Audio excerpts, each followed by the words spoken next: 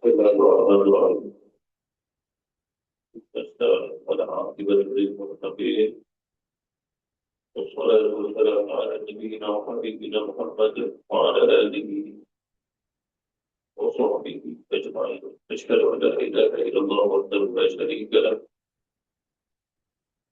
Asyhadu anna Muhammadan abduhu wa rasuluhu wa nabiyyu wa nabiyyu.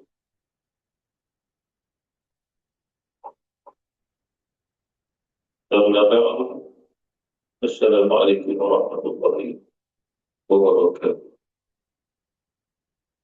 Terlihat sambungan pada surah yang ke-51 dan tajuk i'tiqad Ahlus-Sunnah.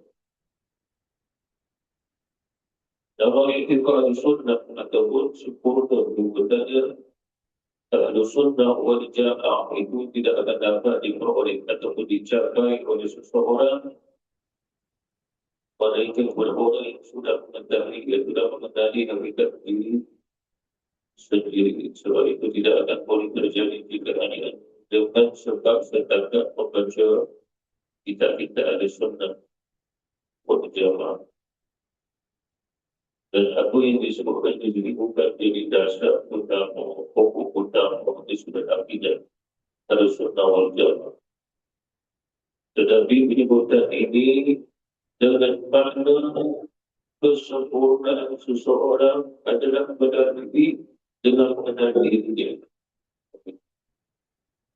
Yang ini seperti mana yang disebutkan, seseorang tidak akan mengenal i'tiqad Ahlus-Sunnah wal Jamaah melainkan dia mengenal dirinya. Dalam kita belajar maksud mengenal diri tidak lain mengenal status yang menjadi hakiki dan tidak akan berubah status ini selama-lamanya, sama ada di dunia maupun di akhirat. Apa status kita? Allah Subhanahu wa Ta'ala di dunia maupun di akhirat. Kita fakir, kita miskin, kita ini di hadapan Allah Subhanahu wa Ta'ala di dunia maupun di akhirat. Status kita adalah bergantung sebelumnya kehidupan kita sama ada di dunia maupun di akhirat. Itu status kita yang tidak akan berubah. Jadi itu sebagian daripada arafat nafsu yang tidak dia mengenalkan dirinya seperti mana yang telah disebut oleh kalamnya ulama-ulama kita. Man arafa nafsahu faqad arafa rabbah. Barang siapa yang mengenalkan dirinya, maka sesungguhnya dia mengenal keadaan Tuhannya. Jadi yang saya sebut itu sebagai kecil makna mengenal dirinya. Oleh kerana itu, orang yang telah mengenal dirinya pasti mentauhidkan Allah. Orang yang mengenal dirinya pasti juga hanya menyembah Allah. Orang yang telah mengenal dirinya pasti juga mengenal baginda Rasulullah sallallahu alaihi wasallam. Maka untuk pintu utama adalah man 'arafa nafsahu. Itulah siapa yang terlebih dahulu mengenalkan dirinya. Jadi kita lihat di sini sebagai mukadimah tentang i'tiqad Ahlussunnah wal Jamaah, di mana kita Ahlussunnah wal Jamaah ini satu pegangan yang lurus dan tidak ada iwaj, tidak ada kebimbangan. Seperti mana Islam bukan agama yang adanya kebimbangan. Islam bukan agama yang ada khilaf ataupun ikhtilaf. Tidak ada pada Islam. Yang ikhtilaf dan juga khilaf adalah pada amal-amal di dalam Islam. Tetapi Islam itu sendiri tidak ada khilaf. Bila tidak ada khilafnya, maka Islam itu hanya satu. Dia tidak ada dua, dia tidak ada tiga. Tetapi kita lihat Kristian, Yahudi, Islam itu bagi kita satu saja. Tapi bagi mereka bagi Yahudi yang dan Nasranian yang berbagai. Sehingga di antara Yahudi mengatakan ini Yahudi yang sebenar, ini bukan. Nasrani atau Kristian mengatakan ini Kristian yang sebenar, ini bukan. Di antara mereka pun ada perselisihan tentang agama. Bagaimana dia boleh menjadi perselisihan? Kerana manusia yang bawa agama itu yang tanpa melalui wahyu daripada Allah Subhanahu Wa Taala. Wahyu daripada Nabi Musa itu betul, mengajarkan kita Taurat itu betul, syariat kita Taurat itu betul, kita Bani Israel itu betul. Sehingga yang dapat mengambil dari umumah. Baik Yahudi maupun Kristen Nasrani, tetapi Islam tidak ada perubahan. Terus langsung Al-Quran terberita pada syariat tidak dikumpulkan walaupun satu huruf daripada kita Allah Subhanahu Wa Taala. Jadi Islam itu tidak ada iwajan, pikuk-pikuknya. Lebih-lebih lagi akidah. Walaupun memang betul dalam Islam itu perbezaan pendapat sehingga dah ada beberapa mazhab akidah, tetapi tidak ada mazhab Islam. Tidak ada Islam yang pertama, Islam yang kedua, Islam yang ketiga. Tidak ada. Hanya sekadar perbezaan. Ini Jabariyah, ini Qadariyah, ini Mu'tazilah, ini Syiah. Ini ada Sunnah wal Jamaah. Ini antara pendapat Jabariyah dengan Qadariyah. Hanya sekadar itu. Tetapi semua itu adalah la ilaha illallah. Tidak ada kalimah yang lain. Tidak ada yang sumber yang lain. Mereka semua adalah daripada kitab Allah Al-Quran dan Sunnah Rasulullah Sallallahu Alaihi Wasallam. Dan lebih-lebih lagi yang perlu kita ketahui, apabila kita berhenti pada akidah Sunnah wal Jamaah, bukan sekadar kita memahami Islam itu jalan yang lurus, tetapi kita memahami Rasul-Rasul yang diutus oleh Allah mempunyai mukjizat. Begitu juga dengan apa yang disampaikan kepada kita atau perkara-perkara yang gaib, itu adalah syar'iyat. Gaib, syar'iyat. Kerana kita tidak boleh memahami, menghakikatkan secara teori pasti. Apa maksudnya? Yang gaib itu. Seperti mana contoh malaikat, seperti mana contoh roh, seperti mana contoh ahli kita. Itu semua adalah gaib. Dan Rasulullah yang gaib kepada kita tentang syar'iyat. Ini semua ada. Tetapi tidak dapat disentuh, tidak dapat dilihat seperti mana perkara-perkara ataupun sesuatu objek yang gaib. Mata ini boleh melihat matahari, maka matahari itu wujud secara zahir. Tetapi Rasulullah kata setiap hari matahari sujud di bawah adat, itu gaib. Kita bisa lihat kaedahnya itu. Dan begitu juga bila disebutnya iktibar akidah Sunnah wal Jamaah tidak dibina melalui akal, melalui khayalan, melalui sangkaan, melalui rasa-rasa. Akidah Islam tidak dibina melalui cara-cara demikian. Oleh kerana itulah kata ulama, apabila kamu bertemu dengan seorang yang mengatakan saya rasa berkaitan akidah Allah Ta'ala sifat yang ini, sudah boleh saya rasa, tapi itu bukan akidah Islam. Jadi dengan akidah Islam dia boleh dibina dengan khayalan, dengan rasa-rasa. Allah Ta'ala ini. Kalau kita tanya, kenapa kata Allah SWT ini semalam dapat mimpi, dalam mimpi ada doa ajaib akidah. Dia kata Allah Ta'ala ini. Dalam Islam kita tak boleh bersumberkan dengan mimpi. Kenapa? Kerana tidak jelas. Kerana mimpi sebagai isyarat, dia tidak jelas. Seperti kalau contoh seseorang mimpi, dia diberi duit banyak-banyak berbunyi-bunyi. Bila tersedar, tak ada pun sebab mimpi. Kalau sekiranya mimpi itu menjadi kenyataan dan hakikat, seronok kita. Seronok. Yang menakutkan pula adalah dalam mimpi ada isteri lain. Muncul di tersedar, tak ada isteri itu. Cuba kalau ada. Jadi maksudnya maka akidah lebih lagi, maka tidak boleh didasari dengan mimpi dan khayalan dan rasa lalu difikir tentang Allah Ta'ala. Allah Ta'ala ni aku rasa dah akan pendapatku tak diperbolehkan kerana pembelajaran yang tidak adalah Turah. Turah adalah pewarisan. Dia melalui hidayah irsyad.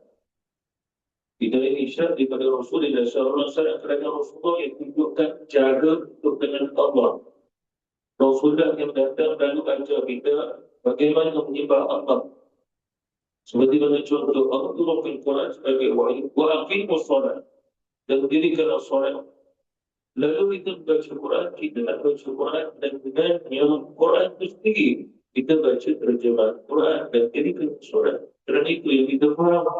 Kalau sekiranya tidak diterjemahkan tafsirannya, maknanya, kita juga tidak tahu. Cuma hukum tidak diambil dari terjemahan. Begitu ke makna yang diterjemahkan. Tafsir yang diterjemahkan. Tidak diambil dengan cara itu. Lalu diambil cara bagaimana sunnah Rasulullah. Dan Rasulullah dan mengajar kita. Masuk pendidikan solat adalah sekian. Allah berkata, "Idza kuntum ila shalah, faghsilu wujuhakum wa aydiyakum." Apabila kamu nak mendirikan solat, basuh wajah kamu, basuh tangan kamu, sampai kepada kamu, sampai kaki, basuh. Jadi, kita bukan berpegang dengan zahir makna ayat, terjemahan itu semua. Tapi kita berpegang sunnah Rasulullah. Dan Rasulullah dan tunjuk kita cara nak mengambil wudhu. Sunnah Nabi. Jadi begitu juga akidah Islam, dia tidak boleh langsung buka di Al-Quran, tengok terjemahan. Sebab dia tak mampu untuk memahami tafsir, maka dia mampu memahami terjemahan. Lalu daripada terjemahan, dia mengeluarkan iktibat hukum. Apa maksudnya? Mengambil dia terjemahan Quran menjadinya sumber hukum. Itu tidak diperbolehkan. Mengapa? Kerana kita mengambil cara itu atau kefahaman kita itu salah. Kita perlu mengambil ada kefahaman para alim ulama, bukan pakai pada kita ni akal kita atau kefahaman kita tidak. Kerana itu Rasulullah katakan ulama orang suatu nabi, para alim ulama itu waris dia para nabi-nabi. Maknanya nabi itu diberi wahyu, Rasul diberi wahyu. Lalu ulama ini memahaminya konsep, hakikat, kehendak, tujuan wahyu itu. Dan bentuk-bentuknya sendiri dia khawatir dan bentuk wahyu itu seperti mana Allah perintah solat, lalu ada di wajah solat, bentuk solat. Allah perintah kita berpuasa dan ulama mengajar kita kaitan puasa pada rukunnya, syarat-syaratnya. Ini bahkan ulama yang mengajar kita, mereka tidak sezaman Rasulullah. Ustaz yang mengajar kita cara kita wudu, cara kita solat, cara kita puasa, dia pun tidak Rasul kerana bukan satu zaman Rasulullah. Tapi kenapa dia mampu mengajarkannya? Kerana ilmu Islam tidak pernah berubah. Oleh kerana itu Rasulullah SAW sejak Nabi ajar solat kepada para sahabat, walaupun berbagai cara untuk memudahkan umat, sampai hari ini diajar dan tidak ada perubahan. Oleh kerana itulah kita lihat solat subuh tetap 2 rakaat, tidak dikurangi, tidak ditambah. Begitu juga isyaknya, begitu juga maghribnya dengan jumlah rakaat yang ada pada zaman Rasulullah sampai zaman itu. Sehingga apabila kita pun bermusafir, Nabi pun bermusafir di pada solat zuhur jadi 4, di pada 4 jadi 2, dikosongkan. Kita pun lakukan demikian. Tak kala mana kita menunaikan haji, dan kita buat pun solat jamaah dan kita kosong di Mina, di Arafah, di Muzdalifah. Lalu kita pun mengamalkan sama apa yang diamalkan oleh Rasulullah. Nabi solat Idul Adha, Idul Fitri, setelah daripada takbir, diangkat takbir lagi 7 kali. Rakaat yang kedua 5 kali. Tidak pernah dikurangi, tidak pernah juga ditambah. Itu. Jadi ini apa? Inilah jalan sebenarnya akidah Ahlussunnah wal Jamaah. Kerana tak pernah berubah. Lalu kita lihat dapatkan orang-orang kaji. Dia kaji banyak agama dalam dunia. Sehingga diberinya kesimpulan atas kajian ini kajian dia dah itu mengambil secara pertama. Dia kata tidak ada satu agama yang solid, tidak ada agama yang ilmu-ilmu yang kekal terpelihara, melainkan Islam. Yang belajar itu bukan Islam secara jujur. Dia kata agama daripada Islam semua berubah. Berubah daripada siapa kerana siapa. Dia kata ikut kalau Kristen penderita, orang orang ini dengan baik-baik Abraham Lincoln, ini Matiusnya, ini perjanjian lama, perjanjian barunya, ini ciptakan ini, ciptakan itu, ini ciptakan yang baru, ini ciptakan yang lama. Semua berubah, tidak benar yang sama dan solid. Allah Ta'ala alam, tapi itulah Islam yang memang tidak ada perubahan. Seperti mana kita mentauhidkan Allah Subhanahu Wa Ta'ala, tidak ada perubahan tentang mentauhidkan Allah, mengisytiharkan Allah Subhanahu Wa Ta'ala. Bahkan la ilaha illallah Muhammadur Rasulullah ini akidah yang makhluk di langit, makhluk di bumi. Ini akidahnya. La ilaha illallah Muhammadur Rasulullah seperti mana dalam Sahih Nabi mengatakan di atas sana, di pintu-pintu, di tiang-tiang, di kubah-kubah tertulis la ilaha illallah Muhammadur Rasulullah. Ini akidah. Apa maksudnya alam semesta ini seluruhnya berakidah berpegang dengan la ilaha illallah Muhammadur Rasulullah. Oleh kerana itu yang Nabi Adam alaihissalam tak kala mana di pernah wassalam, maka dikawasilah dengan Muhammad Rasulullah. Dan Allah Ta'ala bertanya ya Adam, ya Adam, kau berwasilah dengan seorang, kau berwasilahkan dengan nama Muhammad, bagaimana kau kenal dia? Ya Allah, setelah kau memasukkan roh ke dalam tubuhmu, bermula daripada kepala, sehingga roh pun tidak masuk berfungsi pada bagian kepala, aku mengangkat kepalaku dan aku melihat di atasnya. Dan aku melihat di atasnya, itu dari arasmu, adanya la ilaha illallah Muhammadur Rasulullah. Dan aku menganggap ya Allah pada sekiranya namamu disandang satu nama lagi, tapi ini bukan kau ya Allah, dan disandang istimewa. Jadi jangan dialam itu sudah memperwasilakan dengan Muhammad Rasulullah. Allah berfirman padanya, kerana kau akan berwasilakan dengan nama Muhammad, maka aku ampunkan dosa-dosa. Ini akidah siapa? Akidahnya akan Nabi Adam alaihissalam, sehingga akidah ini diwarisi sampai ke Nabi Idris, sampai ke Nabi Nuh, sampai ke para rasul. Berkata, ulama kita ditanya, adakah seluruh Nabi, seluruh Rasul yang Allah utus sebelum diutus Nabi Muhammad mengenal Nabi Muhammad? Jawapannya, iya, kerana itu akidah. Tidak ada seorang Nabi, seorang Rasul yang tidak mengenal Muhammad sebagai utusan yang terakhir. Semua mengetahuinya. Semua sekali mengetahuinya, mengikutnya akidah dan sunnah wal jamaah. Itu ada kitab dia disebutkan tentang fadilat para Nabi, fadilat para Rasul, yang mana mereka menyebut nama yang terakhir. Nama Nabi yang terakhir. Rasul yang terakhir. Namanya adalah Ahmad. Namanya adalah Muhammad. Untuk siapa bagi umat mereka mengetahui. Seperti mana Nabi Isa alaihissalam, dia dakwah 3 tahun. Tapi dalam dakwah 3 tahun, kata ulama kita, hampir keseluruhan dakwahnya adalah tentangnya Nabi yang datang, al-Islam. Sebab dakwah itu tidak lama 3 tahun. Lalu apa yang perlu disampaikan? Setelah aku dibagi semua, setelah aku ada seorang Nabi yang terakhir, namanya Ahmad. Oleh kerana itulah kata Rasulullah SAW, barang siapa di kalangan pengikut Isa yang beriman kepada aku, walaupun belum aku diutus, dia umatku betul. Nanti dibangkitkan bersama Rasul. Sebab Nabi Isa, dia dibangkitkan bersama umat Nabi Muhammad. Lalu, Al-Hawari, atau yang beriman dengan Nabi Isa, maka dibangkitkan sebagai umat Nabi Muhammad SAW. Itu disebut Rasulullah SAW. Mungkin sedikit orang dulu pada zaman diutusnya Nabi Isa alaihi salatu wassalam.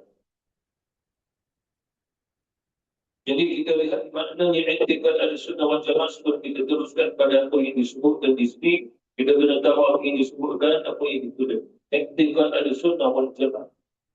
I'tikad itu adalah aqaid di ucapannya. Maksudnya adalah pegangan. Pegangan apa? Bahagian mana yang perlu pegangnya? Jiwa dan hati. Jadi bila disebut i'tikad al-sunnah wal jamaah adalah pegangan hati kita yang teguh, begitu juga yang diikat kuat dengan keyakinan dan tanpa ada keraguan. Itulah makna secara mudah maksudnya i'tikad. Tidak ada keraguan. Kalau sekiranya seseorang masih meragukan tentang Allah, sifat-sifat Allah, kewujudan Allah, Islam ini pun dia masih meragukannya, maka tidak ada i'tikad padanya. Kerana i'tikad ini perlu dibina secara jazam. Kita dalam belajar maksud jazam adalah pegang teguh dan tidak ada lagi sehingga datang keraguan dan kemungkinan keraguan itu. Sehingga bila seseorang dalam mengikat dengan akidah yang jazam, dia tidak akan mencari agama lain ataupun mengkaji lagi Islam. Ada di antara orang Malaysia yang belajar di barat sana, orang yang cerdik. Dia ada menulis di share ini. Dia berkata Islam, tapi baginya saya perlu mencari agama. Apa maksudnya? Islam tidak semestinya satu agama yang perlu diintibatkan, maksudnya perlu bergabung. Saya masih mencari agama. Padahal dia adalah Islam itu didik dia Islam. Dia masih mencari agama. Tak semestinya Islam begitu. Pada dia berbenturkan Islam ini, orang Sunni ini dah akibat apabila dia wujud yang kita buat bersombongan. Islam datang bukan dia mencari. Iman itu datang bukan mencari. Yang mencari itu adalah ilmu Islam, ilmu tentang iman. Tetapi itu semua telah tersedia, telah disiapkan. Bukan yang berada di satu tempat dan digali, dicari itu. Tetapi semua telah disiapkan. Itu maksud Islam. Seperti mana contoh dari hujan Allah Subhanahu Wa Taala telah turunkan kepada umat Nabi Rasulullah Sallallahu Alaihi Wasallam sebagai wahyu. Itu disebut istilah i'tikad ini, yakni maksudnya keyakinan yang benar terhadap perkara-perkara yang termasuk pada usul ini, usul dalam agama, dasar-dasar Islam, dasar-dasar agama. Dia semua ada dasar. Dia mesti ada bayinan. Dia ada bukti. Dia ada dalalah. Dalilnya. Dalil. Kecuali sebagian perkara yang ghaib, kata ulama, mafatihul ghaib, tidak ada dalil. Tidak ada ucap. Kerana Allah sahaja yang tahu. Itu. Ada yang begitu. Kita kena tahu. Bahkan perkara ini kita tidak perlu memandang orang itu, kumpulan itu. Kita pandang lagi. Allah berfirman, "Yusabitullahu alladhina amanu biqawli thabitin hayatid dunya." Yusabitullahu alladhina amanu biqawli adalah kalimat la ilaha illallah. Allah berkata, sehingga ada di antara kita zahir maksudnya secara jelas pada lidah yang menyebut la ilaha illallah, kemudian rohnya dicabut, ataupun ketika mana rohnya dicabut dan la ilaha illallah. Jadi ini soalannya, siapa antara kita tahu termasuk diri kita, adakah suatu kita dalam merumuskan yang terakhir ini kalimat ini benar-benar di lidah kita? Kita tidak tahu. Kecuali kita tahu apabila telah diberitahu. Tetapi bukan kita orangnya, orang lain. Contohnya disebutkan bahawa saudara kita ini, saya pergi melihatnya, menziarahinya. Sebelum meninggal, dibacakan talqin, dibacakan la ilaha illallah dan la ilaha illallah, lalu dipingkungnya sehingga kalimat yang terakhir yang keluar pada lidahnya sebelum dihembuskan nyawa yang terakhir adalah la ilaha illallah. Itu jelas. Yusabitullahu alladhina amanu biqawli thabitin hayatid dunya wa bil akhirah. Itu je tanda la ilaha illallah. Tetapi sebelum dia mati, kita tidak tahu dia tahu la ilaha illallah. Sebelum kita mati, kita tidak tahu adakah kita dapat yang menyebut la ilaha illallah. Apabila kita memahami yang ini, barulah kita baca, kita berada dalam kenderaan, sebab kita tengok banyak insiden sana, banyak insiden sini, kita pun baca la ilaha illallah. Untuk review. Takut nanti insiden, terlepaskan review.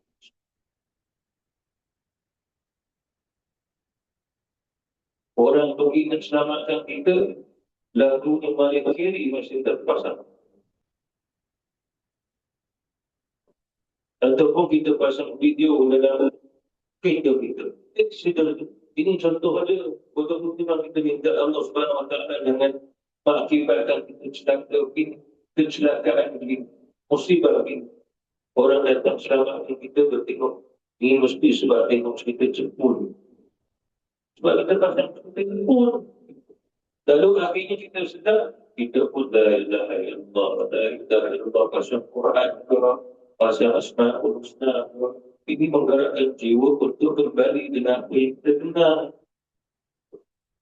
Oh, kita tahu pentingnya dengan kalimah-kalimah ini. Disebabkan apa?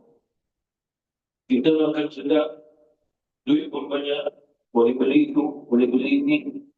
Tidur ringan, tidur pun sedap. Badan pun cantik, muka pun cantik, harum mewangi, tapi kita tidak tahu sama ada kita nak mati dan pada sebut la ilaha illallah. Cuma mungkin ada di antara kita Allah mengujinya sakit. Usianya muda, dalam usia itu terpatutnya dia cari jodoh untuk dia kahwin, tapi kita fikir sebab dia sakit. Makan, masuk dalam perut makanan, sakit. Minum, bila masuk perut, sakit. Kita dah sakit-sakit penemak sehingga tak terima bangunan. Lalu datang si ayah yang membangunkannya, memandikannya, kemudian anak pun sampai ajar. Sebelum sampai ajarnya sempat dia baca la ilaha illallah. Lepas itu pergi. Dalam keadaan wajahnya seperti mana orang tidur dan tenang. Padahal Allah mengerti tersebut. Ada seorang anak murid saya ini begitu. Dulu 2 minggu buka hospital. Terima kasih kepada pukul saya. 2 minggu buka hospital dan dia puasa 2 minggu. Kemudian dapat keluar. Sampai hari ke-7 Syawal, Bapak dia kata, hari Jumaat pagi, dia dah tak boleh nak bangun. Bapak dia dah bangunkan dia, dimandikan dia. Kemudian tengok mata dia dah terpiak ke atas. Lalu dia pun baca. Anak tu terus baca, tak boleh tak kena. La ilaha illallah, jelas. 3 kali. Lepas tu senyap dia. Dalam keadaan, ayah kata macam dia tidur. Lepas tu dia tutup mata. Macam dia tidur, tapi dia dah tinggal tujuh. Cuma yang istimewanya adalah bahkan ayah berbeza melihat anak mati dan kata la ilaha illallah. Ini adalah satu syafaat yang besar. Ini adalah hati Allah Subhanahu Wa Taala kepada dia. Kerana ini adalah cirinya anak yang soleh.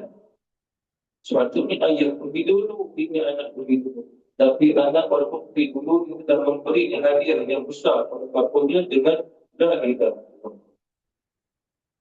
Dia sakit. Saya pun belajar juga perubatan. Tengok dia.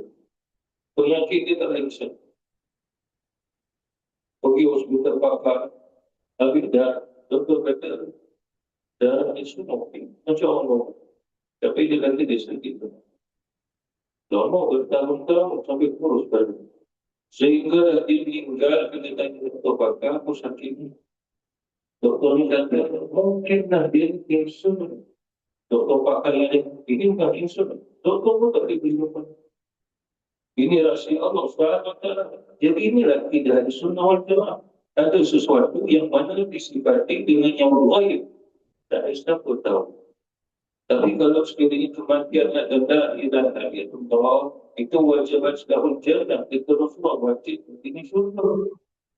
Apa maksudnya Allah mengujinya dalam usia dia yang muda sakit itu, tapi tidak tinggal soalan itu juga tidak tinggalnya kosong, buka wajah dibersihkan sehingga matinya dalam keadaan demikian, maka kita kata itu ciri dari surga. Apa maksudnya? Dia tak boleh nak makan, dia sakit sangat-sangat sakit, tak tertanggung rasa sakit, tapi matinya la ilaha illallah. Kita ini makannya sedap, tidur sedap. Dulu kita pun tak tahu nanti kematian dan la ilaha illallah kata sedap atau tidak. Lebih-lebih dengan selimut sedap. Ikut jangan malaikat maut sedap. Oh, siapa ni malaikat maut? Lepas tu dah sedap dah. Jadi aku maksud itulah iktikad dari sunnah wal jamaah. Oleh kerana itulah dalam Quran kalimat la ilaha illallah yang kedua. Lalu ulama kata mengaku dua ayat. Kerana ayat yang pertama permulaan hidayah disebut sebagai hidayah taufik dari Allah, sehingga Allah tak kamu dengan jadi kamu sebagai ahli la ilaha illallah. Maknanya kamu termasuk ahli la ilaha illallah. Allah dah tetapkan macam itu. La ilaha illallah yang kedua adalah sebagai penutup agar kamu jangan memperselisihkan la ilaha illallah yang Allah berhenti kepada kamu, kerana kamu dapat la ilaha illallah melalui hidayah dan irsyad dari Rasulullah sallallahu alaihi wasallam. Kenapa? Nabi tak boleh mendahului Allah Ta'ala. Lalu la ilaha illallah itu sebenarnya Allah dah tetapkan sebelum kedatangan Nabi. Itu azali, itu takdir azali. Jadi la ilaha illallah itu dah ada dalam jiwa kita. Sehingga hadir Rasulullah, sehingga hadir para alim ulama, sehingga kita dengan la ilaha illallah itu hidayah dan irsyad dan dalalah. Lalu kita pun dan membaca. Jadi oleh kerana itu Allah Subhanahu wa taala sebut sebagai permulaan dan penutup dan la ilaha illallah, dan itu adalah akidah Ahlussunnah wal Jamaah. Seterusnya mengatakan bahawasanya ini i'tikad Ahlussunnah wal Jamaah tidak akan difahami, tidak akan dicapai oleh orang yang tak kenal diri. Apa maksud kenal diri? Seperti mana mukadimah tadi, dia tahu Abdullah, maka perlu dihidup sebagai Abdullah. Bila dia hidup sebagai Abdullah, yang disembah hanya Allah. Lidahnya hanya adalah ilaha illallah. Orang musyrikin dulu, lidah mereka adalah ilaha illallah, tidak ada. Tapi mereka ada Allah. Allah ada, Musa ada, Manan ada, banyak berharga. Ini di lidah orang Yahudi apa yang dia ada? Allah. Kemudian Allah memiliki anak namanya Uzair. Di lidah orang Nasrani ada Allah, ada, tapi dia memiliki anak namanya Isa. Yang lain sudah mengatakan Isa Allah, Allah tidak Isa. Jadi maknanya menunjukkan tak ada la ilaha illallah pada mereka. Jadi tinggal la ilaha illallah pada siapa? Kepada yang walakin Allah yahdi man yasha. Akan tapi dia Allah Subhanahu wa taala memberi hidayah itu kepada la ilaha illallah kepada siapa yang dikenal. Jadi itu hikmahnya. Lalu mengenal diri adalah mengenal kita ini Abdullah, dan mengenal diri kita ini adalah ahli la ilaha illallah. Jangan keluar daripada kalimah la ilaha illallah kerana seluruh ilmu Islam, pada akidahnya, ilmu syariatnya, ilmu tasawufnya, iman Islam, ihsan, semua adalah la ilaha illallah. La ilaha illallah itu satu saja. Dia tidak ada kalimah yang lain, mereka sekadar Muhammad bin Rasulullah. Itu saja. Dia tidak ada ikhtilaf, tidak ada ikhtilaf, tidak ada perjanggalan dari mereka. Itu la ilaha illallah. Jadi oleh kerana itu kenal diri adalah sebagai Abdullah. Bila seseorang tak kenal diri sebagai Abdullah, itu yang dianggap yang keras daripada Allah. Wa'abadatul taghut, sehingga mereka menyembahnya ke taghut.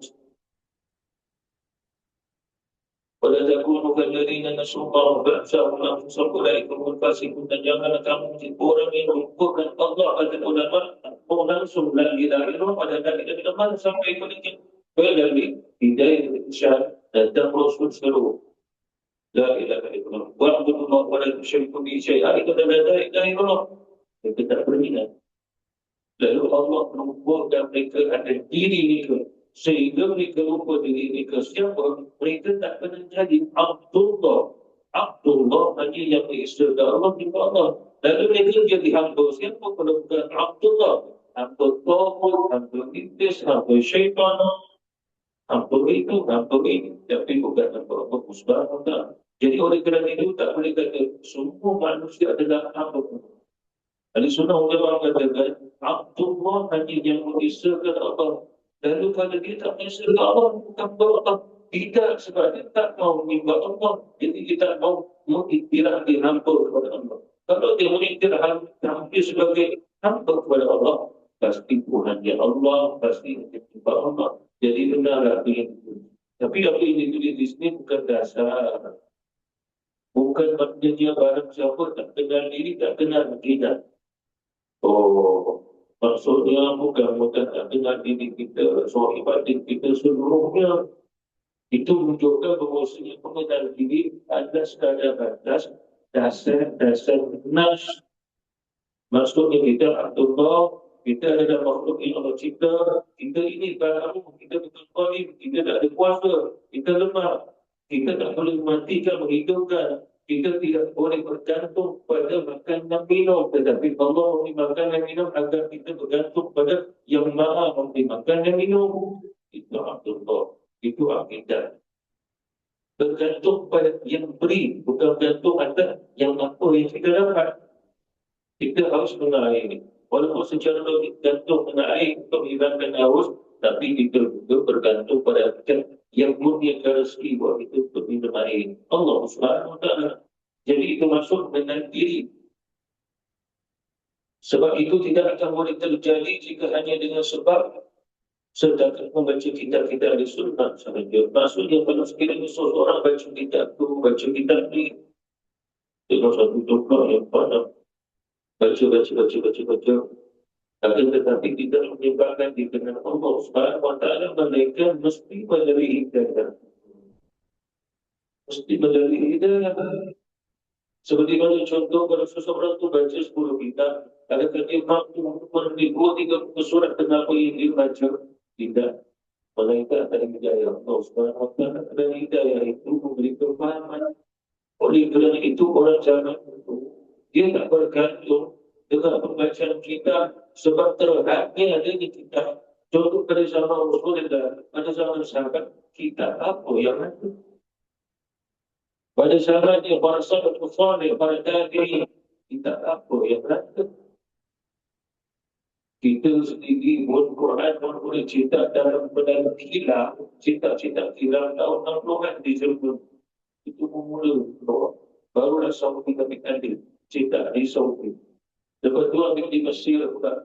Apa maksudnya? Yang dicipta di kilang-kilang. Sebelum tu, tulis tangan. 100 tahun kita dalam usia 100 tahun, 120 tahun, semua Quran tulis tangan. Tak ada cinta. Tidak ada. Itu pasal pergi ke itu depan mencipta apa nama. Saya pun pernah tengok Quran Tanah Melayu. Dia ditulis ulama Tanah Melayu. Semua usia dari 100 tahun. Dan Quran yang ditulis dengan tangan itu sama dengan Rasul Utsmani yang kita baca hari ini. Cuma yang luar biasa dia terlalu halus sampai akal tak boleh nak fikir macam mana untuk share yang boleh ni. Halus dulu dengan dia punya khatnya, dengan dia punya coraknya.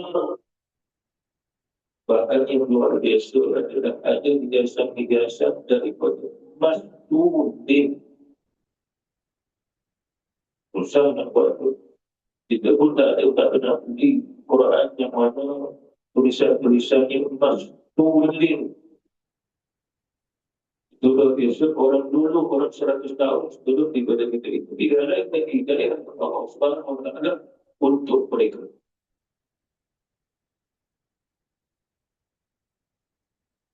Ini jadi 1 jam lagi. Jam lagi. Itu dah tu. Tetapi bila mereka manusia yang dapat mempelajari ilmu hakikat atau tasawuf atau berkata nanti menjadi kafir, maka orang itu seperti tidak sekali-kali datang mendapati tiba di sunnah wal jamaah. Sebab itu sesiapa yang berani mempelajari ilmu hakikat dan tasawuf, maka sesungguhnya dia akan dapat memahami tiba di sunnah wal jamaah. Atau maksudnya di sini ada 2. Yang pertama dilihat pada tindakan a'malu bimaqasidiyah. Contoh ini. Ada pengajian tasawuf, tapi dia takut nak belajar. Kenapa orang takut? Tanya, takut jatuh fasik, jadi zindik, jadi kafir. Kenapa kamu takut? Sebab saya tak ada sedia lagi. Takut saya salah faham. Sebab tasawuf ni kan halus. Kadang-kadang munajat tasawuf ni halus-halus dalam-dalam. Itu yang pertama. Yang kedua, ikut tasawuf tidak ada dalam akidah, tasawuf tidak ada dalam Islam. Tasawuf tidak pernah diajar oleh Rasul. Itu salah. Oleh kerana itu dia kata, saya tak belajar. Sebab saya kena dengar ada seorang syekh kata, siapa belajar tasawuf, kalau tak betul, kafir ni. Jadi saya tak mau belajar. Itu salah. Tasawuf itu namanya baru seperti mana Quran yang kita baca dengan bertajwid. Tajwid itu namanya baru. Tasawuf pun nama baru. Lalu apa kecenderungan tasawuf? Ihsan, ilmu kerohanian, ilmu membersihkan hati dengan cara amal soleh. Ini yang terakhir. Seperti mana Nabi Rasulullah, tidak ada satu kaum bagi dan tidak ada niat yang baik mereka kerana Allah. Bersihkan Allah.